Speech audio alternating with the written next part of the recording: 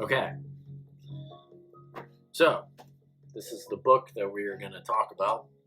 It's called Sartre, A Life by Annie Cohen-Solal, who I just realized I kind of improperly typed on the thing, but oh well. Um, so, what is this book about? Why did I read it? Fuck, I don't know. I've never done this. Why should you read it? I don't know. Let's start with the basic facts. Okay, so if you know nothing about philosophy, or you don't know who Sartre is, then basic introduction is Jean-Paul Sartre was a French philosopher in the 20th century. He was born in 1905 and passed away in 1980. He was pretty prominent during the World War II, post-World War II era. He rose to becoming the author and intellectual that he became during that era with his seminal work, Nausea and Being in Nothingness. Those were like the two books that kind of started his careers, as you could say. I think, therefore I am. Yeah, that's Descartes. So that's who Sartre is. And basically, I've been studying Sartre for a couple years now. Been reading about his works, all kinds of stuff. Excuse me. So this is just one of the few that I have read. So basic outline of the book is it's a biography about Sartre, obviously. And the book more so deals with his his political periods, more about his politics and his personal life, as much as you can get from Sartre in terms of his personal life. It does talk about his philosophy, but Sartre's philosophy is is pretty dense and extremely technical. So the book doesn't really get too deep into the philosophy. So if that's what you might possibly be interested in, maybe this isn't the book. But if you're interested in understanding Sartre as a historical figure and as an intellectual, then sure, this is fine. It's very well written. It's very easy to read. Granted, it's a big boy. The pages are pretty big, and it's about 530 pages, I think. So it's lengthy. I mean, I've read other books in between reading this book. It's taken me a long time to get through it. But it's super, like I said, it's easy to read. It's interesting. And it's good. So I will talk kind of about my introduction to the book, my experience with it, and all that. I kind of started my journey reading Sartre a couple years ago. I was working at a security job, and I basically did like nothing for 8 to 12 to 16 hours a day. So at the time, I would look for things to read. I got just 6.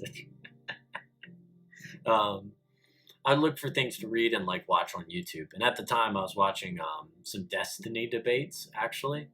And he was talking about, I think it was the categorical imperative, like Kantian philosophy. And I was like, what the fuck is this philosophy shit? I haven't read philosophy in a long time. Maybe I should like look into that. Security, did you keep a Glock on your waist? I did not. I was unarmed security. So no guns for me.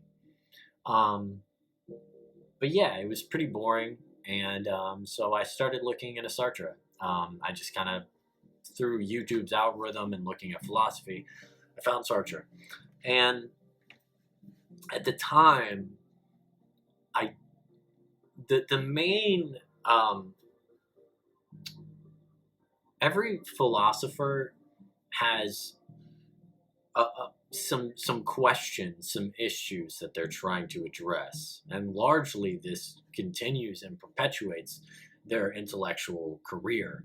And for Sartre, this was the question of freedom and free will, and that was the focus of the video, which kind of gives this introduction to Sartre's work. And for me at the time, I didn't really like the idea of freedom, because what it reminded me of was this Christian theological idea of freedom, or the American idea of quote unquote freedom, and it just reminded me of that. That was the connotation I had to it. But I was still interested in some of the ideas. So I just kind of kept looking further into it, and over time realized that Sartrean freedom is not this nebulous term or idea that Sartre came to based off of preconceived notions. Let's say it's rooted in a response to a tradition of philosophy which goes to Kant, to Hegel, Descartes, and it's grows out of Husserlian phenomenology as well as Heideggerian stuff. I don't know what the fuck you call Heidegger's philosophy. It's something. Heidegger's ontology. There we go. So Sartre's concept of freedom is based on a fundamental scale of the idea of Sartre's idea of consciousness. And it's actually pretty dense and kind of hard to explain, but fascinating nonetheless. But that's what made me interested in Sartre, was realizing the depth of thought that went into his notions of freedom, or his idea of the look, or the self and the other, and so on. So getting into this book, what does it do? Again, it's more of giving you a timeline of Sartre's politics in his personal life. It starts by telling you about his parents, his dad, who passed away, I think, when Sartre was about 3 years old.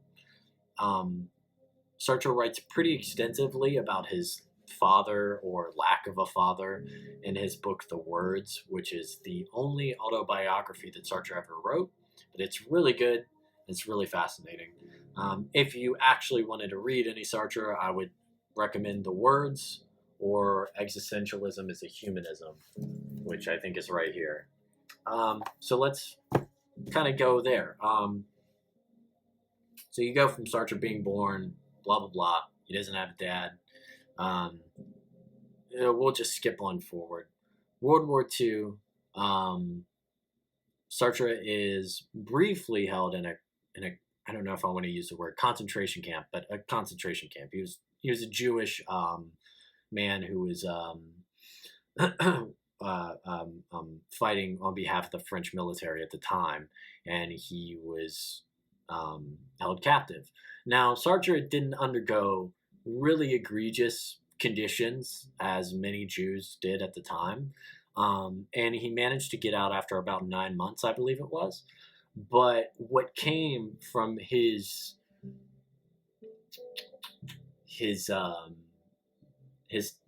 existence during that time was being in nothingness. He wrote pretty extensively during his being held captive. And being in nothingness was really the philosophical tone, which was a product of World War II for Sartre. Real quick, is it in here? It is not. Okay, but anyways, Being in Nothingness is a massive fucking book, and it's about like 900 pages long, depending on the print that you buy.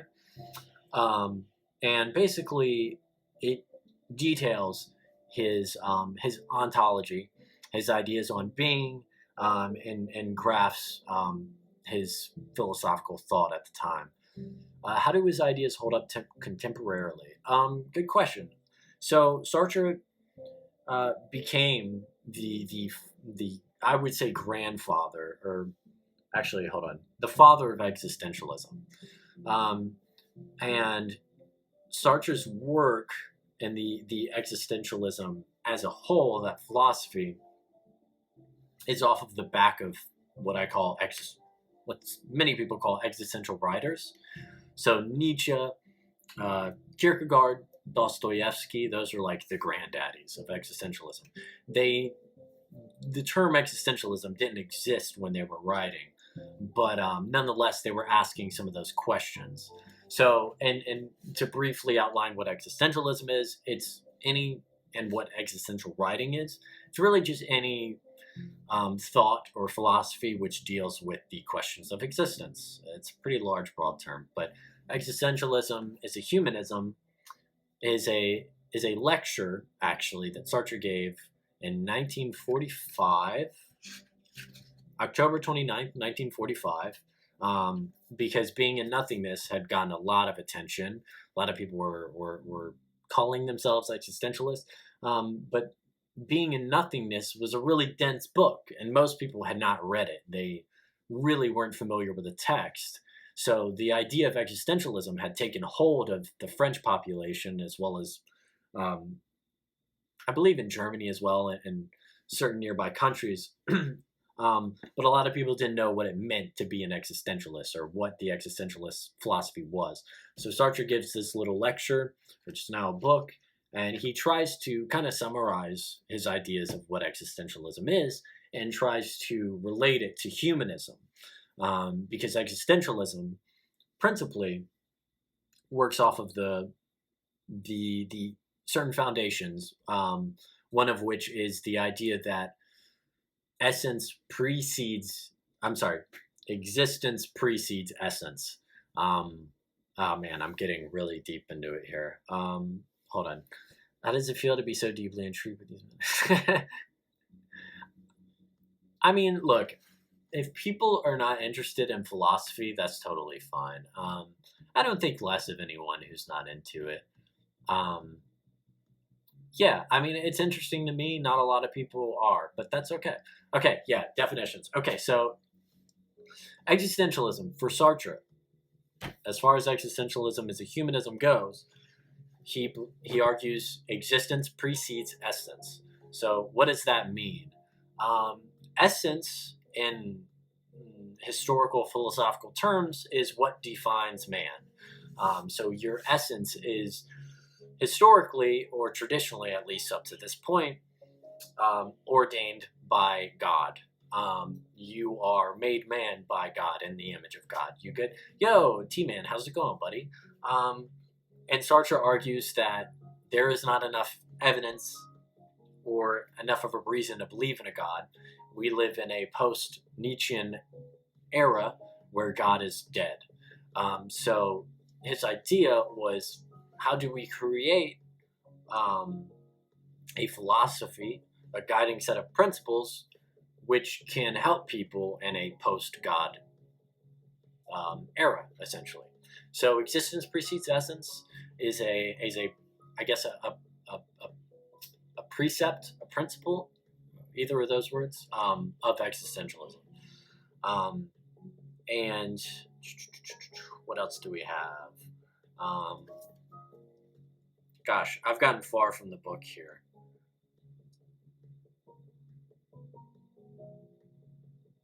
Okay, let me get back on track here. So, anyways, that's a very brief introduction to existentialism. So, the existentialist period for Sartre is what brings him a lot of attention. But for most of his life, Sartre was very interested in philosophy, not so much politics or anything of that nature. Well, come the late 40s and early 50s, he meets with a lot of political people, one of which being Albert Camus.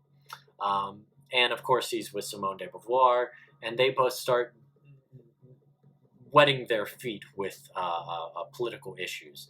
They start up a magazine called Les Temps Modernes, which I want to say is about the same time as this, 1945, where they began printing articles about political issues at the time, philosophy, art, what have you.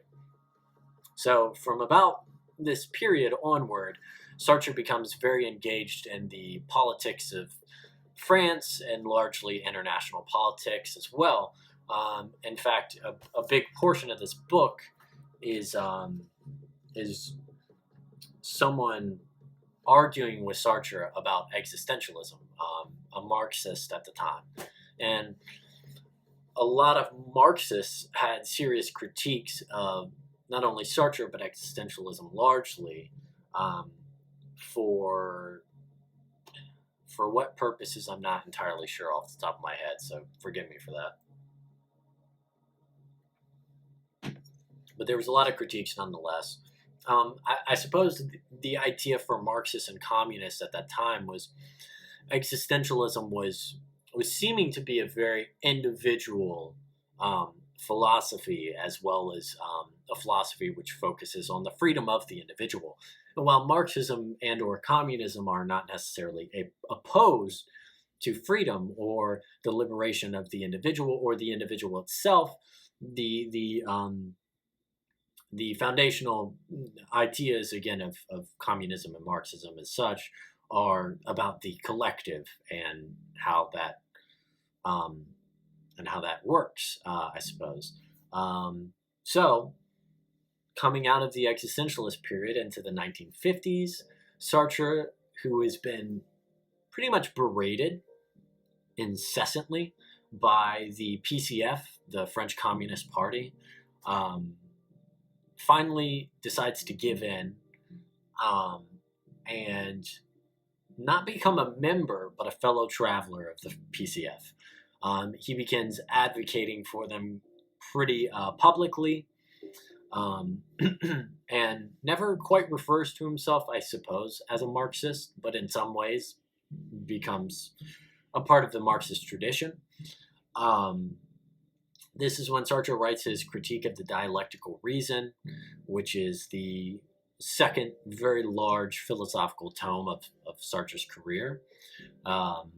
Critique of the dialectical reason, I'm not extremely well read on. It's something I haven't gotten to yet because I want to finish being in nothingness. But essentially the project of the critique of dialectical reason is to see if Sartre could put these ideas together, this philosophy of existentialism with the philosophy of Marxism, and to kind of see how they might work in essence together. But yeah, so that was the period where Sartre was writing the critique. This is also when Sartre has his somewhat infamous falling out with Camus. A lot of people have very stupid opinions on that. I suppose I won't get into that now, but they do. Okay, so that's another large period of Sartre's life. Basically, his what's the word I'm looking for? Not indignant, but is somewhat frustrated association with the PCF, which continues to be complex and volatile for all of his life. So I think the 50s era of Sartre is probably the most fascinating to me currently, because of his attempts to work these two major philosophies together. But post 50s, we go into the 60s era where Sartre sort of begins to dwindle to a degree as a public figure. He steps at some point, I'm not entirely sure when exactly, but I'm sorry. In 1956, I believe, when the Soviet Union invades Hungary, a lot of people were opposed to that. The PCF was not so much, not very critical of it. and Sartre was. So at that time, he writes The Ghost of Stalin, which is a heavy critique of Stalinism and where the USSR had gotten to that point. So in the late 50s, essentially, Sartre makes his, I believe that's correct. He makes his split with the PCF entirely, not with leftism or communism as a whole, but that happens. So into the 60s. Oh man, there's so much to talk about. Into the 60s. Hold on 1 second.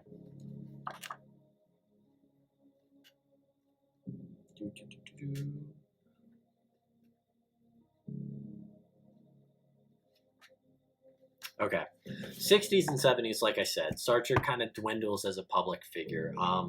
So in the 60s, I don't remember when Sartre publishes Saint Genet, but that's another major work of his. But 60s onwards, he's working on what he calls his Flaubert, which is a series of books called The Family Idiot, which is about Flaubert, who is a writer who he was very, very fond of. And he writes this autobiography about Flaubert, which was supposed to be 5 volumes. I think 3 were released while he was still alive, but 2 were released posthumously. But anyways, in this period, people start paying less attention to Sartre, essentially. He becomes affiliated with the Maoist parties that were popular at the time, and at least the ones that were in France, but never quite, I would say, agrees with the Maoist philosophy.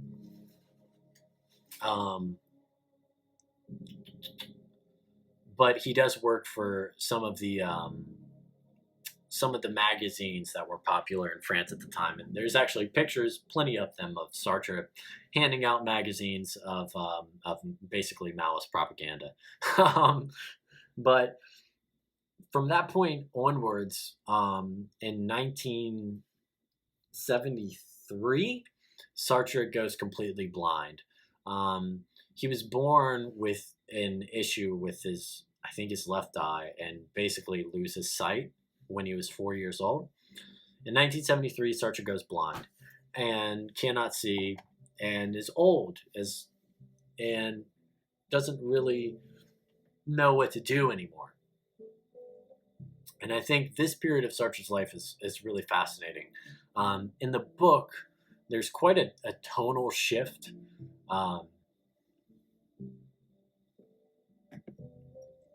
Where the book just gets quite dark, I suppose, and the final section of the final chapter is called "In the Shadow of the Tower." And when I first got the book, I found that title really fascinating.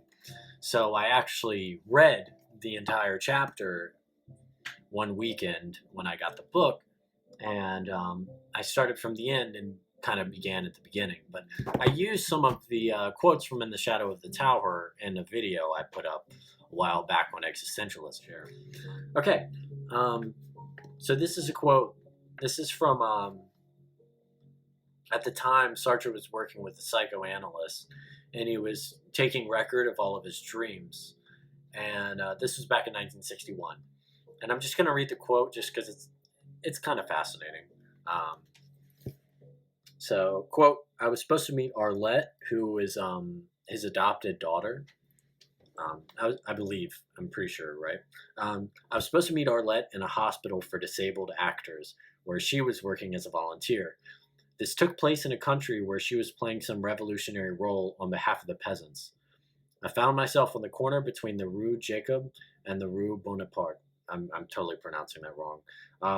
And was about to enter the Rue de University to reach my destination.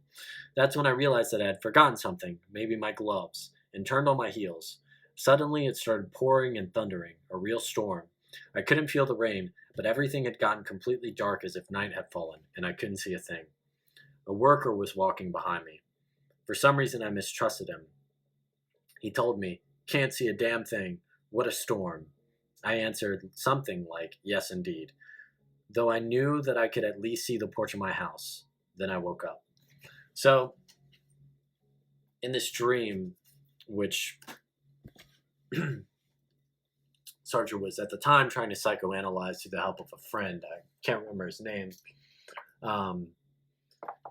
He mentions things that are very much prominent issues for him at the time. The idea of revolutionary politics is very pervasive for him, and the quote unquote mistrust of the worker, which is something Sartre was essentially trying to fight for what seemed like his whole career.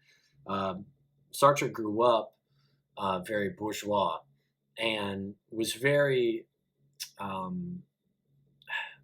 contrarian to that mentality, and had this real disdain for bourgeois politics, tradition, and so on.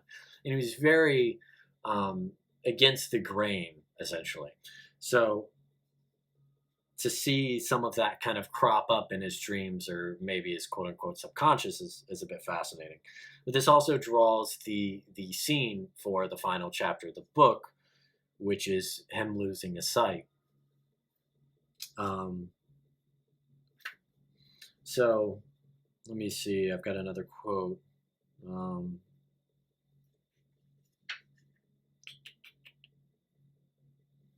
Give me 1 second. I'm sorry. Okay, so this is Sartre talking right after, well, a couple years after his blindness occurred. My occupation as a writer is completely destroyed.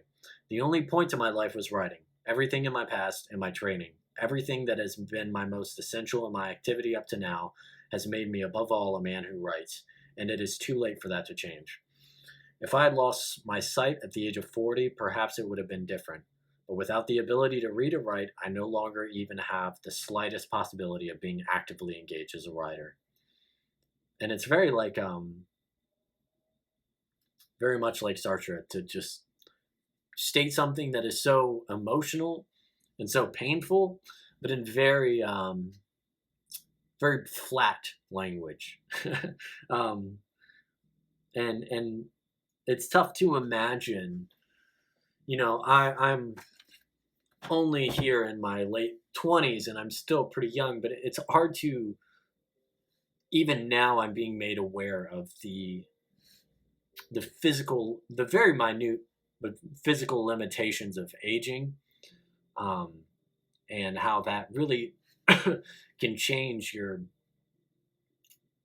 perspective of things and what you engage in.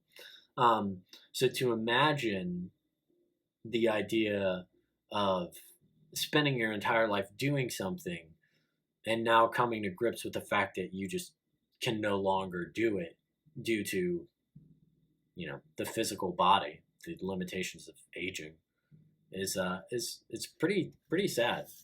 But yeah, I mean, that's why I said I'm still young. I'm aware of that, but I'm, as I'm getting older, I'm recognizing different things about my body and so on.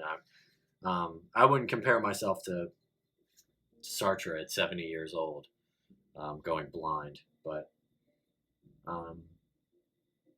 another quote here is from Sartre. He says, "Today people speak of me as if I were one of the living dead.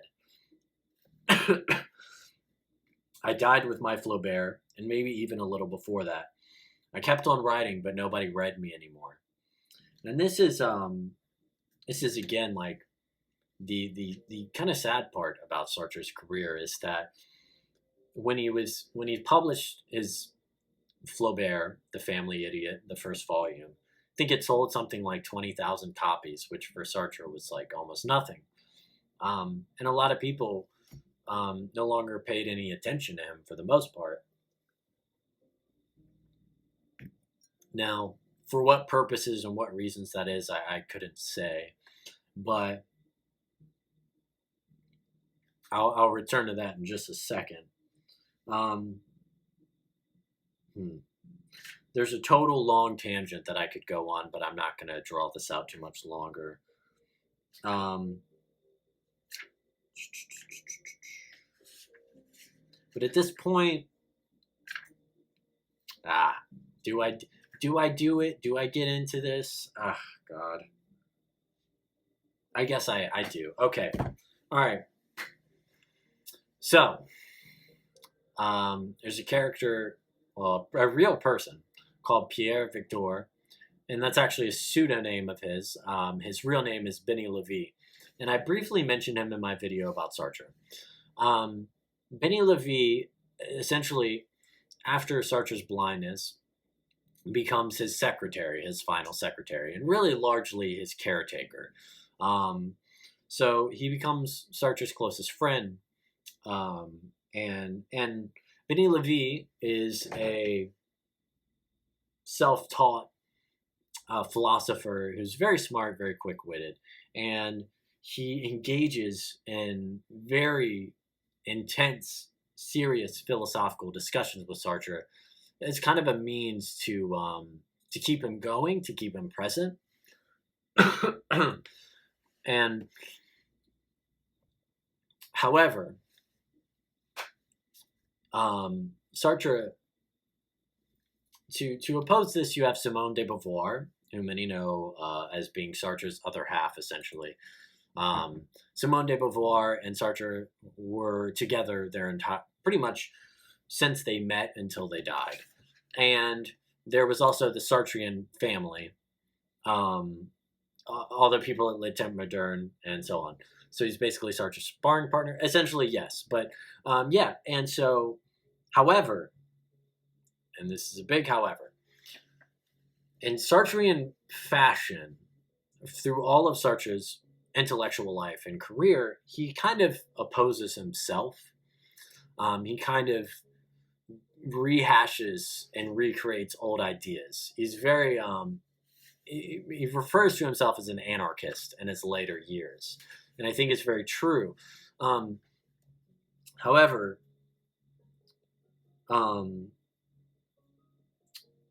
he and Benny end up publishing a set of interviews, which ended up being called a book called Hope Now. I haven't read the book. I intend to read it. But the interviews talk very much about Jewish religion, and they also suppose the existence of a God. Now, this, among other things, is a major pivot. I don't know if pivot's strong enough of a word, but a denial of Sartrean thought, as well as specifically a denial of Sartrean existentialism. There's a quote, if I can find it, it's not in the book. Sartre.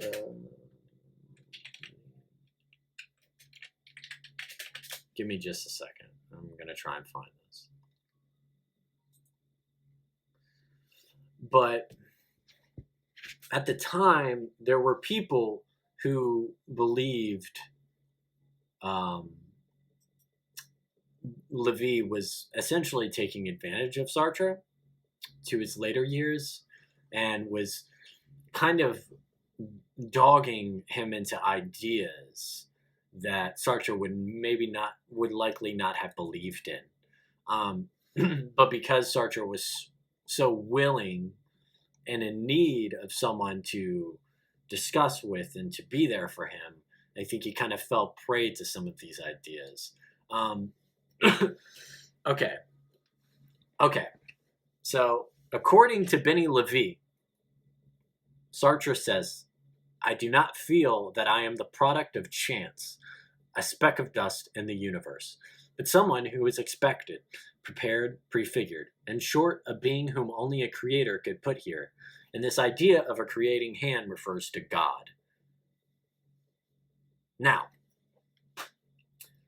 first of all, this quote comes directly from Levy, which makes it incredibly suspect, and also detrimental to Sartre's legacy, as it were, because this goes completely in the face of his philosophy, of his career, and of his ideas. The presupposition of a God is immediately dismissed and attacked in Sartrean existentialism. So I'm still on the side that Lévy was taking advantage of and forcing ideas upon Sartre. And so much so that this set of interviews, when they were given to Simone de Beauvoir to look over, she had an argument with Sartre. Apparently, this is a quote from the book, apparently while reading the text, she had gotten very angry, started crying, and finally threw the manuscript across the room. Sartre tried to explain to her and explain things, but she refused to listen. So this caused a split between Simone de Beauvoir, the Sartrean family, and Sartre and Benny Lévy. There's a quote from Arlette, and even a quote from Sartre, where he says, either I'm an old man you're trying to manipulate, or something like that.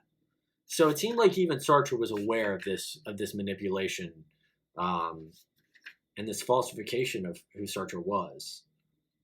But anyways,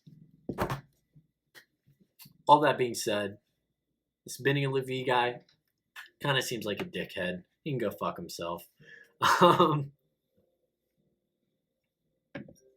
But why did I get to that? We're going to close it off here. This is why I brought this up. I've written some of this down, so if it looks like I'm reading, it's because I am.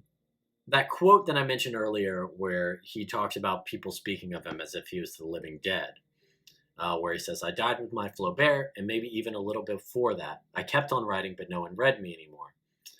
This speaks to an early concept, which is mentioned in Being in Nothingness, of the Sartrean look. So the look of Sartre is described in Being in Nothingness as someone who is looking through a peephole in a hallway at a woman who's undressing. Now, this person who is looking through the peephole doesn't see himself. He doesn't think of himself and the act. He is only engaging in the act. He is a subject objectifying the woman through the peephole. So, in the situation, someone walks into the hallway and sees him looking through the peephole and calls him out. This catches his attention. He looks over, and now he has become the object to the look. The person watching is the subject. So this idea is ingrained in Sartrean existentialism of the look. And now the look also goes beyond just another person. It goes to the metaphysical idea of the other, of the thought in the back of your head of someone watching, or how you would look to someone in a moment. And with the most famous phrase that Sartre ever wrote, hell is other people, from his play No Exit, the more proper translation to English is actually hell is the other. And what that means, what Sartre describes, and I'll read it here. I'll get back to that. But the quote from Sartre, hell is other people, has always been misunderstood. It has been thought that what I meant by that was that our relations with other people are always poisoned, that they are invariably hellish relations. Well, what I really mean is something totally different. I mean that if relations with someone else are twisted, then that other person can only be hell. Why? Because when we think of ourselves, when we try to know ourselves, we use the knowledge of us which other people already have. We judge ourselves with the means other people have given us for judging ourselves. Into whatever I say about myself, someone else's judgment always enters. Into whatever I feel within myself, someone else's judgment enters. But what does not at all mean that one cannot have relations with other people. It simply brings out the capital importance of other people for each one of us. And in another quote where Sartre's talking about this specifically, Oh gosh, let me see if I have the actual quote. 1 second. Does that make sense? Are we following this here? I've been at the people a few times, not gonna lie. Metaphorically speaking, of course. Yeah, fair enough. Let me see. Linked article. Da-da-da-da-da-da.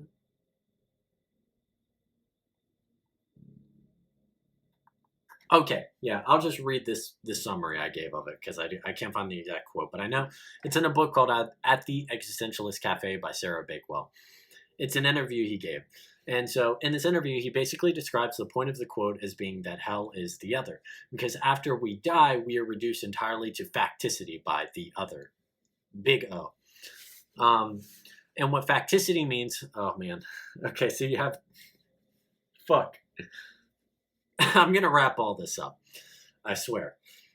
Transcendence and facticity is a dichotomy that being and nothingness introduces. Again, and facticity is what is factual about a person or a thing, whatever. What is inarguably true. So a fact about me, a fact that one cannot change is, for example, my height. I cannot change how tall I am. I mean, I can mechanically, artificially change that. If I wanted to wear fucking high heels, right? I could do that. That'd be sick. But I can't change what is a facticity about me. So, because after we die, we are reduced entirely to facticity by the other. Capital O, other. When we are remembered by the other, we are essentially reduced to unchangeable statements and stories about ourselves. We have no control over how we are viewed or perceived. We can make no new decisions or choices. And in existence where we are utterly and totally forgotten, that could honestly maybe be fine in some sense. But because we are not trapped in the still frame of anyone's memory, we simply no longer exist. But to those of us who will be remembered in nearly any capacity after we passed on, we are reduced to that facticity without the ability to transcend it. So hell is the other, because hell, in its essence, is a place which is unescapable. And your facticity, when you die, is inescapable. So the other is the hell which perpetuates you beyond your physical being, essentially. So, with all that said, the reason I bring this up, and which I wrote down here again, this relates to the profound and astonishing realization that one does not choose their legacy, nor does their legacy choose them, but it is actually the other which collectively manifests and perpetuates that legacy through history. It seems clear that if things went in the way of which Sartre desired, his legacy would be a remembrance of his Flaubert or his seminal critique. But instead, he is remembered for actually the beginnings of his journeys as an intellectual. His nausea, being in nothingness, no exit, even sometimes the wall. The existential Sartre is often what people conceive of when they think of Sartre. In opposition to that, sometimes you have the quote-unquote Stalinist Sartre, which never existed and is a total misidentification of his political values, but you have that as well. But the reality is that, as stated, you do not choose your legacy. Your legacy does not choose you. And in fact, it is others who create it for you and beyond you. And so, while it is unfortunate that Sartre maybe didn't leave quite the legacy in the way that he wanted it, he left one nonetheless. And that's what is told in this book.